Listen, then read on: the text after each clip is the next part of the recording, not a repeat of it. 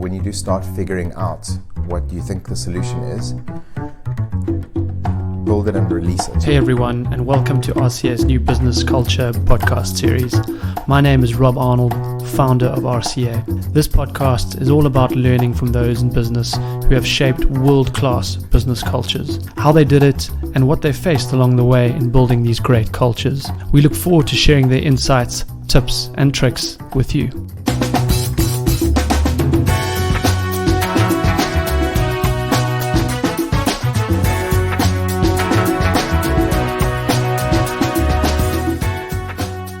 In this episode, I got to chat with Mark Fawzy, the founder of Boxchamp, a globally successful tech solution for gyms born right here in South Africa. Mark tells his fascinating story about going from detesting academia to disrupting an industry and the tough lessons learned along the way to global presence. Thanks as always to our friends at Spaces for providing the venue for this interview. Mark, it's lovely to have you here with us. Thanks so much for your time. It's been wonderful to follow your journey so far. And as we always do at the beginning of our podcast, is we like to give our listeners some form of context.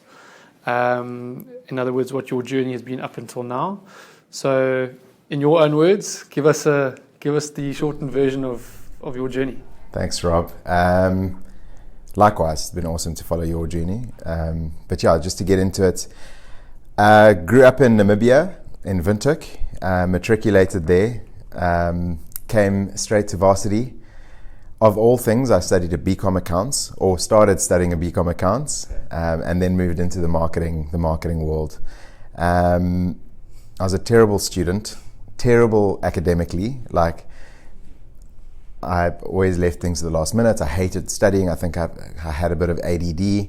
It's just not the right environment for me, but I managed to finish my studies and went into Red and Yellow, which is like a school for branding and all that. So that really sparked a passion for new brands and building ideas and strategies and all of that.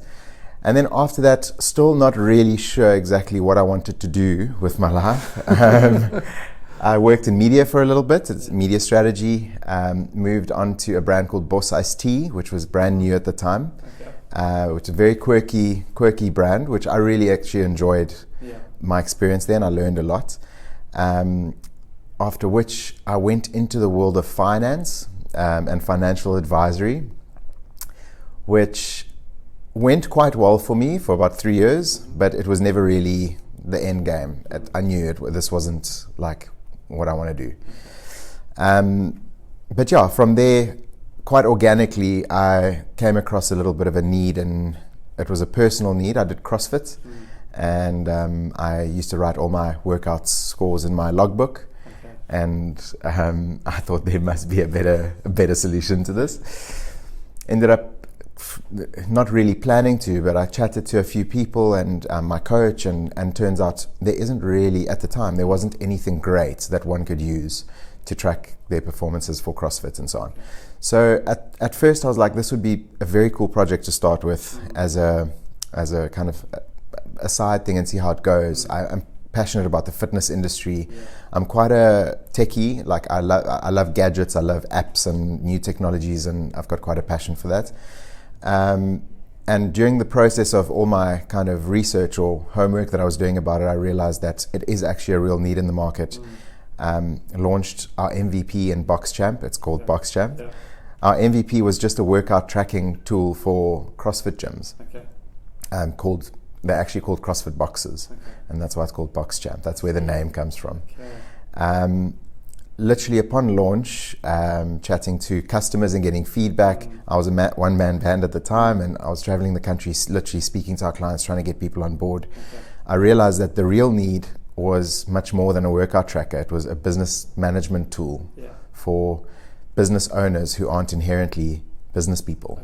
You know, usually boutique gyms are owned by someone who's passionate about training and coaching, and not necessarily the business side. So we built a solution that is a one-stop shop, one platform where they manage everything, and trying to streamline their businesses. And over the years, it's gone more into like features of customer acquisition. How do we help them to get new members? how do we help them to keep their members? So customer retention tools, communication tools, and automation and reminders and all of that. So that's been about 5 years now. From the CrossFit market, we started working more with boxing gyms and functional fitness studios and so on. Started scaling to outside of South Africa. So we've got footprint in a few countries now, which is cool. It's harder than it sounds, I suppose it sounds hard. It's as hard as it sounds, dealing with other countries and so on. But it's been quite a journey. Yeah, it's like I said in the beginning, it's been amazing to follow that sort of growth as you guys have gone along. What's always interesting, I guess, is and as you have increased your offering, you've obviously listened to certain needs and I suppose wants of the different environments that you serve. In that growth phase and in adapting and evolving, what are some of the I always call them, I suppose, failures, but biggest learning moments that you went through in that transition? Yeah. So there's quite a few. I could mention quite a few. A learning. So starting a tech business and not actually being a developer myself is quite difficult. So I burnt my fingers a few times with different companies that we worked with and developers and so on until we found our way. But the other thing is listening to customer feedback. I think it's a real skill to listen to the feedback and filter out what you really think is meaningful, and not listening to all the feedback and trying to implement everything.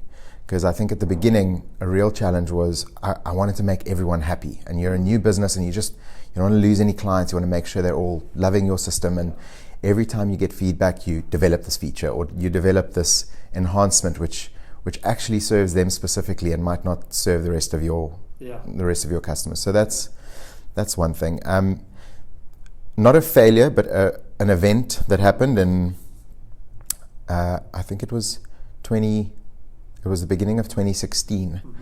Our platform was hacked. So a malicious security breach. I'm not going to go into too much detail, but it was about 3 months where there were certain individuals and parties that had reason to. It was actually competitive. They hacked our platform and they tried to do a smear campaign where they sent communications to all our users and personal attacks on me, and it was completely out the blue. But so that was really hard. And luckily at the time, our client base was relatively small. And what it really taught me was the power of building real relationships with clients and relationships where there's trust. Because what actually happened could have sunk the business completely.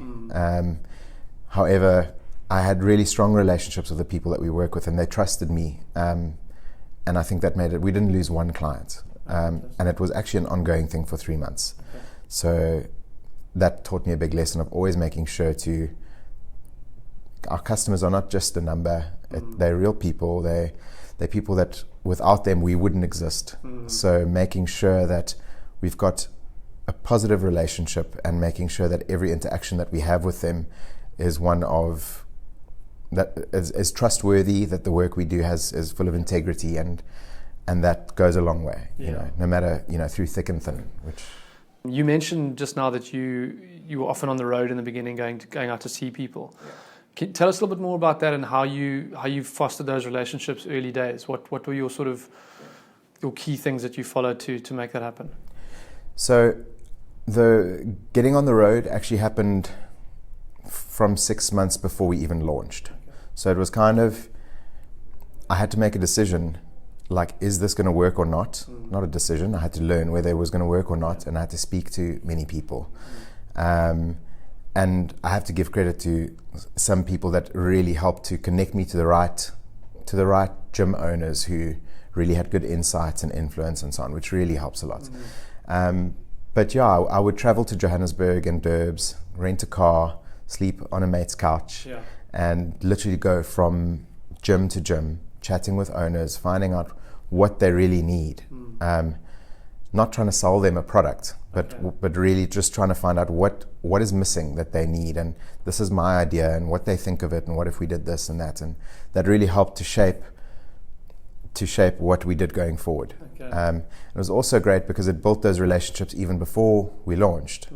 And when I launched, I already had the relationships, and in month one I had clients, paying clients, which is, it took a lot of legwork before that. It's a very interesting and authentic approach, I think, to, instead of off the bat trying to go and sell someone something, you're more trying to get their insights first. It kind of, when you do take a product to them, then it's almost that sense that it's been built with their insights in mind. Absolutely. They helped me build something for them. And did you find that the sales process off the back of that to that person was easier? Yeah, absolutely. It was almost already a done deal because I'd kept in contact with them and kept them posted on development until launch, and so it did really help.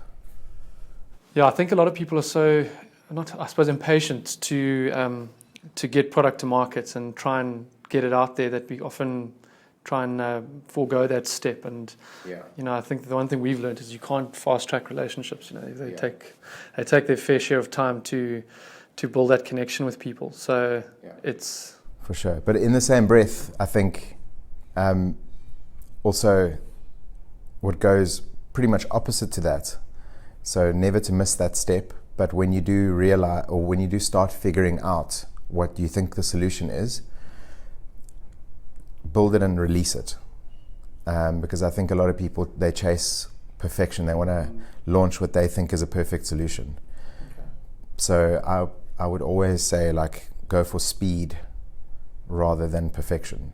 Because once you launch something, you learn what you need to learn to get a step further and iterate it and make it better. I suppose because then you've got real data, real test, a real case to work off rather than speculation. Exactly. Yeah. So it's a fine line. It's a bit of a balance of both. Yeah.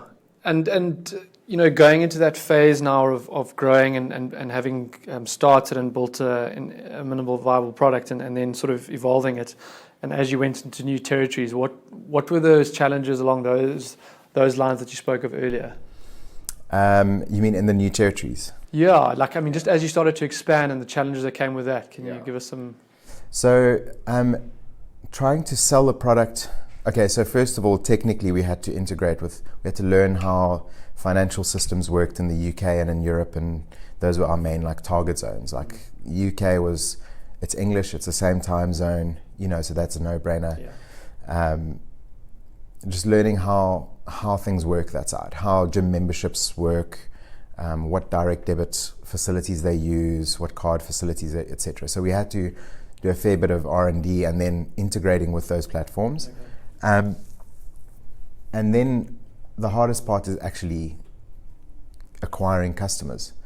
So we've been, over the years, trying different things. So having resellers who are individuals passionate about fitness and the product and keen to make extra money and are outgoing people and so on, as opposed to just doing digital marketing and doing it centrally from here. And it's been a real learning curve, trying to remunerate someone who's in Europe in Rand. So it's very, very difficult to make it worth someone's while to do it full time. So it would always end up being someone's kind of side hustle, which never works. So there's that, as well as the fact that because this person has never been in the company as a part of the company culture and a part of the product evolution, and you know what I mean, it's hard to keep them motivated. Yeah, and they don't have the full context of your story and your passion, which is in exactly the word, the way that it's worded. To a reseller is someone who it's not coming from the origin. 100%.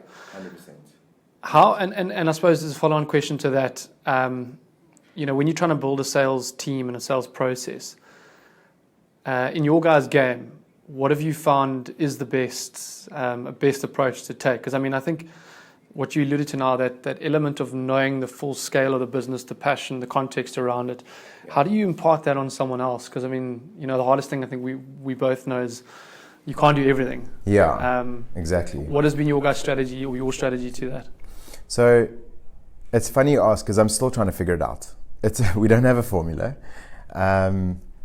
Like when I sell, so when I meet with a client and pitch to them to come on board, it's very different to how a salesperson sells, because I always tell my story and I speak about it, from how it all started and this is what we're trying to do and why, and obviously I talk about the why a lot because it's my company. It's very difficult handing that over to someone else. Not handing it over, but it's very difficult having someone else give the same spiel, if you know what I mean. So we've actually got someone at the moment who was based in Cape Town, and now she's moved, and we've relocated her to Vienna, her hometown. So she's based in the EU, and she's amazing. Like she's a pivotal part of the business, and she gets it. And I think very hard to find that, And that's a great find, I suppose, and a huge asset to you guys. From a learning point of view for our listeners, any kind of attributes or traits of that individual that you could pinpoint that I think if anyone was looking for someone in a sales role or to represent the company that you sort of earmark as important? Yeah, sure. So in a salesperson, it sounds funny, but I almost prefer hiring someone without sales experience. There's nothing worse than a salesy salesperson. So that's one of the things for me, because the sales part of it, I believe, should come naturally, and it should be genuine. It should be, I'm showing you something that I believe is really of value to your business, not, hey, look at this product and you know what it can do. You know what I mean? Look at all the features. Yeah, exactly. So I think that's huge. Also, definitely someone who has a bit of a thicker skin that won't take rejection personally from potential clients and so on. So it has to be a very positive person. Because otherwise the first few rejections and you start doubting yourself, which you can't do. And someone who's accountable and can take responsibility and doesn't blame the economy or the product or, because I found like with bad salespeople, they'll always say, I would have gotten the sale if we had this feature, or money's tight, so people are not spending. There's always another reason other than themselves. Exactly. But at the end of the day, there's always another feature you can build, and the money's always tight, and it's absolutely. I fully agree. It's interesting that you say that, because I think this concept of being resourceful versus worrying about resources is something which we all at the moment have to be pretty on point on. I mean, if you think about where we're at economically, but having said that, there's so many companies doing so incredibly well. And I'd like to hear your thoughts on that, because I mean, there seems to be a greater and greater disparity between the guys who see the glass as half full, see the opportunities, but now all of a sudden have less competition because all the rest of their competition are negative Nellies about the whole thing. 100%. Like, obviously, in our country, there's a lot of red flags, but there's always been, and I think it'll be a long time before that changes. At the same time, there's always issues in places. So, like, I don't often listen to the news, only when there's something really pertinent happening, and obviously you'll hear about it. If there's something worth hearing about, you'll hear about it. But I try and focus inward and not focus so much on what's happening around us. In the same breath, like, we've got a lot of competition. When we started, there wasn't too much competition, and now we've got quite a lot of competition globally, especially. And like, I find some of the members in our team sometimes focusing on our competition, and I hate that. And it's always good to know what everyone's doing, but I don't sit and research what they're doing the whole time. I focus on what are we doing, what do our clients need, and the byproduct of that is other clients will need that as well. Absolutely. So I try not to think too much about what you've said. I think right from the first word almost is you've taken a very problem-solving approach to I think knowing what the best fit is and how your product best fits into your client base, and it seems that seems to be a common thread throughout a lot of the guys that are remaining relevant to their client base, because it seems like such a fast changing industry that if you don't stay afoot of that or aware of it, it's you're obsolete pretty quickly. Yeah, 100%. Like when I started, I thought, this is amazing. I can do this on the side because I'll build the product and then it's built. Yeah. And there's no such thing. It never stops, obviously. You have to carry on developing and iterating. To the point where I guess you wake up halfway through the night and you're thinking about a new development or feature or something like that. Yeah. If we look inward and you've grown a lovely team over time, I guess there's lots of learnings in that sense as well, in terms of people that fit in and people that don't. Yeah. Speak to us a bit about that element of the journey. Yeah, sure. So obviously at the beginning it was just me, and then one person started. Like, I'm not even going to say I employed them, because it was not even it was like a pittance. This person was doing me like a favor. They felt sorry for me. We're still friends with him today. He's a great guy. Love the honesty. Yeah. So it was one person, and then he left, and then two people came on board, and then built. Now we're a team of about 10 in total, and obviously the dynamics as you add a person always change. And I didn't have a lot of experience with building a team and managing a team, and the HR aspect of the business I used to find really hard, because I think I'm quite a personable person, but when it comes to in a professional setting, I'd rather be your friend than manage you or be your boss or whatever. So that took a long time to learn, but it's at a stage now, it's in a place where I really am happy. So the team we have now, it took a long time to get where we are, but everyone gels, everyone sees it, everyone understands what we're doing. And like, for example, early December, late November, we had a server crash, a big server crash, and it was 2 days in a row where after a certain hour of the day, it spikes and it doesn't come back down. Long story short, there were 2 nights where we did almost all-nighters, and it was a cuck situation. Like, it was really not a fun situation to be in, because our whole platform is down. The evenings is actually when most of our clients are online, because during the day they're coaching and all of that. So, but it was really cool to see how the team came together, and it wasn't like, I have to be at work because there's an issue. It was like we were honestly all there on the same page trying to solve this thing, and chatting to clients, and we'd all go home and come back the next day, normal time, ready for the next day, and that's really cool. I think that's it's a lovely sign that, I suppose, that when you do get those moments when it requires a bit extra of the individual, the team, that's their response, because I guess if they're not seeing the greater purpose behind it, you get that much more negative outlook on those extra hours or whatever. Exactly. And leading up to this point, there were definitely a few bad hires, and not necessarily bad people, but just bad hires. And I had to learn, like, they can't stay. Like, we are such a small team.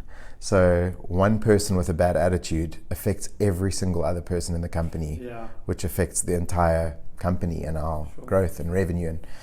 And that's a lesson I had to learn, I would say, the hard way. And having to let someone go is really difficult. But I can't remember who it was who said that if they could go back in time, a prominent South African businessman said that if he learned how to hire slow and fire fast earlier, that would have been the one thing he would have changed. But I think it's so much easier said than done. There's a lot of balls that's got to go into that, and a lot less emotion sometimes. And I think the idea behind that is to make sure that you can really make your decision in that 3-month probation period, because it's so difficult in the interviewing process to actually see if someone is the right fit or not. CVs today are a great work of fiction, in my opinion. And I think, after the honeymoon phase is only when you really start seeing the true color. I'm interested, you mentioned a little bit earlier about the why and the purpose element and things like that, which I think today, I mean, if you look at any growing business, successful business, big or small, everyone's trying to fit in line with a purpose and let that sort of be the drive of decisions and strategy and all the rest of it. How have you guys kind of tried to use culture and that purpose side of things to drive your business? Is it something that's important, or is it something which is kind of there but... So I believe in it wholeheartedly.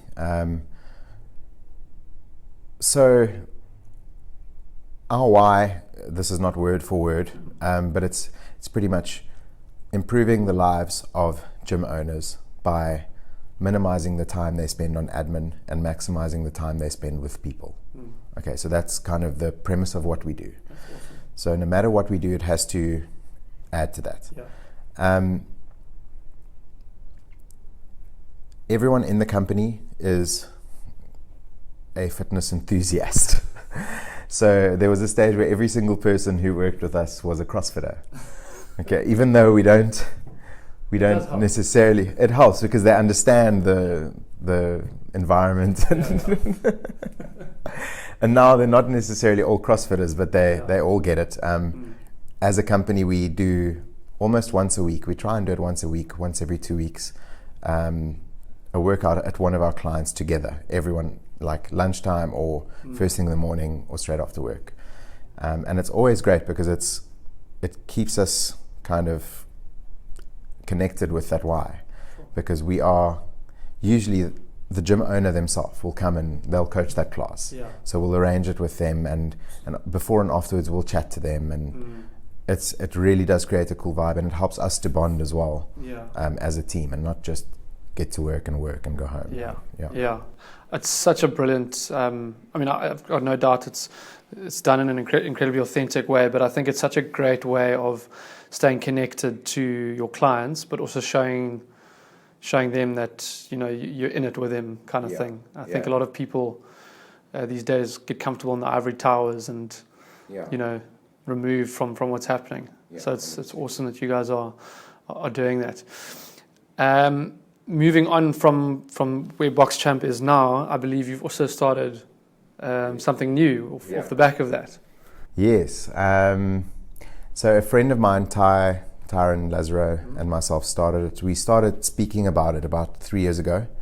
And we built our business model and we got quite far in the process. So where the problem came from is we realized that outside of the big commercial gyms like the Virgin Actives and so on, there's a lot of specialized boutique gyms, and there's a massive trend of people moving from the big commercial gym to a more specialized functional fitness, CrossFit, yoga, boxing. But the issue is that Virgin Active is you get a lot of variety of things to do there. They've got everything you need, but it's obviously very watered down. You kind of have to go figure it out yourself, and there's no one to motivate you. A boutique gym is the opposite of that, in that it's very personalized, it's very specific, which is great, but then you don't get the variety. So that's kind of where the idea came from. I had my CrossFit membership, Ty had his boxing membership, but we both had the same issue that we like to do other stuff as well. So I like to do a yoga session every now and then, I like to do a boxing session every now and then. Like once a week would be great to do something different. He had the same issue, and then it actually started, we wanted to start doing a boxing session together once in a while, and it's a nightmare. Like, you don't know exactly where to go. When you get there, you don't know how much it's going to cost. So Flexi was born, and it's an app that allows you to geolocate fitness studios in your area on a map.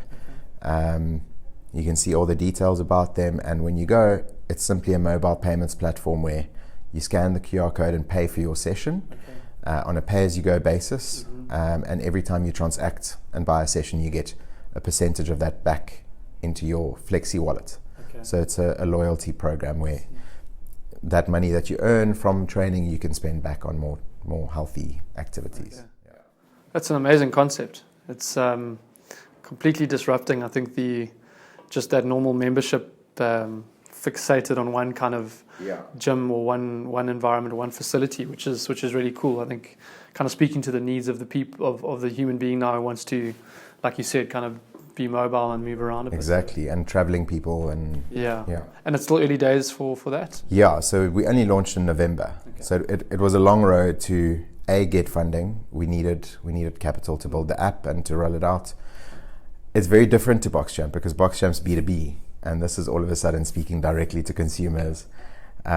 So we needed enough capital for the marketing and all of that. And that in itself, just to get to that point, took a long time. And we was chatting to insurance companies who wanted to partner and strung us along. And it's a long story, but So we've just launched. Okay. And very early days. Awesome. Well, wish you all the best with that. How's your time being sort of compartmentalized between BoxChamp and Flexi now? So I'm actually technically not operational in Flexi. So Ty, actually, his other businesses is Thirst Bar Services. Okay. So they're a bar events company. And it's kind of established. It's at the stage he's got a GM and a business partner and so on. Okay. Whereas I'm still in the trenches in BoxJam trying to grow this thing.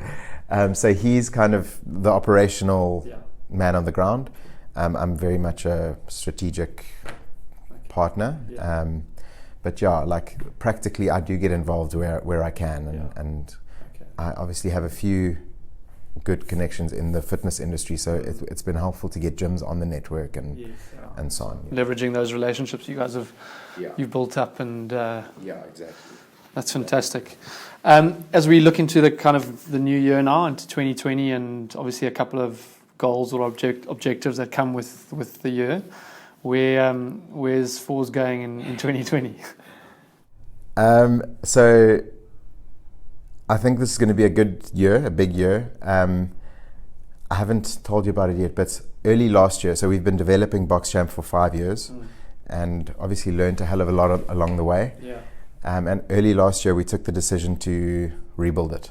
Okay. So from the ground up, streamlined, optimized, kind of knowing what we know. For the non-techie people out there, does that essentially mean starting at square one with right from the fundamentals of coding and everything? Or? So no, not exactly, because we'll reuse a lot of our code. Okay. So we've built the functionality and it's there. Okay. But it's kind of taking that, putting it in a brand new, it's going to be a new platform, and optimizing it. The front end, like the actual app and what people see, has been completely redesigned, using kind of more like the latest technologies available now. So it makes the user experience much smoother and more streamlined. So that's obviously it's quite a task. So we started beginning of last year, and we are on track to launch in May, June this year. So it's quite a challenge because it's going to be almost like a rollout. So to our existing clients and making sure everyone is onboarded, re-onboarded in a way. So that's the big thing that we doing at the moment. It's a very courageous move, and I think it speaks to this concept of you've got to kind of make your existing business model or way of doing things obsolete, which is a lot of people, it makes people uncomfortable, but you've got to do that to stay ahead. So it's awesome. I'm sure it'll go as well as it possibly can with the expected challenges along the way. How do you find, I suppose quite a specific question, but human beings generally are not great with change. When something changes, for example, on our social media networks, when part of the UX changes or is different, all of a sudden you get thousands of people going, no, I want it the way it used to be. And then in a couple of months' time, people have forgotten completely about the way it used to be. How have you guys found a similar thing that happens in your interfaces and things like that? Yeah, absolutely. Yeah, the way you described it is to the T. So you'll work for months building something incredible. You launch it expecting praise, and you just get slated for about a month. And there's obviously certain people that start using it and they see, oh, this is an improvement. But a lot of people, it's just because it's what they're used to. Yeah. Now, all of a sudden, this is something new and they're not used to it anymore. But that it does pass. It's something that we're very aware is going to happen. Yeah, but maybe what you said earlier was so pertinent about the fact that in the beginning you listen to every bit of feedback and you change and change and change. Yeah. Whereas now you've got that more long-term view and knowing what's right to listen to and what's not. Yeah, exactly. And in saying what I've just said is that a lot of the time, it makes a much bigger impact making very small changes. And people appreciate smaller changes much more than a massive change. Okay. Yeah. It's along the lines of that analogy where if you put a frog into boiling water, it kind of it jumps out. But if you warm up the water slowly but surely, it's human beings are amazingly consistent and full of shit at the same time. They don't know what they want. But I think that's part of the process of learning and maturing, I suppose, as someone in business. You kind of learn what's noise and what's good to listen to, which I think is a great lesson. Yeah. And with that in mind, if you were kind of mentoring someone coming through the ranks or looking to start a business or going into a new role or perhaps even in the industry that you're in, what are some of the universal tips that you'd bestow that hopefully they wouldn't make the same mistakes or could? Yeah, I just say keep your day job. Don't do it. It's not. So, I think a big one is speed over perfection. Mm-hmm. So you want to learn very quickly whether something's going to work or not. Put the effort in, but get an understanding. Instead of working on something behind the scenes for ages and then thinking everyone's going to get it and then no one gets it. So that's one thing. Secondly, don't be in a rush to get money. Don't be in a rush to get investment. If you can bootstrap it as far as possible, do so. So what I'm trying to say is try and build the beginnings of a business to the point where you're getting traction, and then if you need to get investment, instead of getting investment before the traction. Yeah. Because I think it's a great lesson. Yeah. So really, what you want money for is to grow the business, not to build the business. If you know what I mean. 100%. Yeah. Otherwise, you give up way too much in the beginning, and then it becomes not as worth your while later on. Yeah. Yeah. Okay. And then, I think what we spoke about, the why. If it's something you don't really care about, if you just see like a gap in the market and you think this would be a way to make money, I think you're going to go through some tough times, and I think with any business it's inevitable that you'll go through some really deep, dark times. And if you don't really care about what you're doing, you won't have the longevity. Okay. Yeah, it's absolutely true. I believe you've got to. I think if you're not innately really into that purpose or why you do it, I think that's when people drop off the wagon and don't see the long game. Like when I hear you speak about what you guys do, you can hear the passion. You get super excited about it, and I'm sure you've spoken about it thousands of times. It's not the first time you talk about it, but every time you talk about it, it comes across. Yeah, and I don't think it's if you are truly into it, you're never gonna. It doesn't sound forced or fake because it does really come from an honest place of interest. It's. Because as you say, there are so many difficult times along the way that the only way it actually makes sense is if there's a fundamental love for that thing. It's a great lesson, and I think the quicker people can learn it, the better. Or just know and be honest with themselves, because that's often, I think, some people sort of kid themselves into thinking that it is what their interest is, but maybe haven't just explored other pastures. We always ask this question towards the end of the interview. If you had to only be able to go to one restaurant for the rest of your life, which one would it be and why? I heard this question on your other podcasts, and honestly, it's the toughest question. And I thought about it, and I think my answer would be, for consistency, Willoughby's at the waterfront. As like a daily thing. as a really cool, awesome experience. I went to this restaurant long ago. We've been a couple times in London, called Hakkasan, which is like a Japanese fusion kind of restaurant. It was really, really good, and the service was amazing. Yeah. Okay. Yeah, you kind of cheated there with two, but I was going to say Spirit Blue Route. Well, look, you can't argue with the consistency.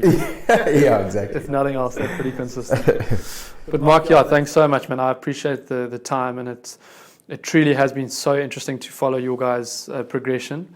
What I think our listeners can learn a lot from is the inquisitive, the curious approach that you've taken to growing your business, not being scared to ask questions of your client base and even people that aren't your clients, and almost using it as an inadvertent selling process. Yes. But I think to ask the right questions is always the starting point for getting what you really need to know. Yeah, and I think your personality speaks into that. You've never been scared to ask that question and not always know the right answers off the bat. So yeah, thanks for your time, and I have no doubt 2020 will be an awesome next chapter. I'm sure for the family as well. But yeah, I look forward to following it, and yeah, here's to a great year, man. Thanks, Rob. Thanks for having me. This is awesome. That's it for today, guys.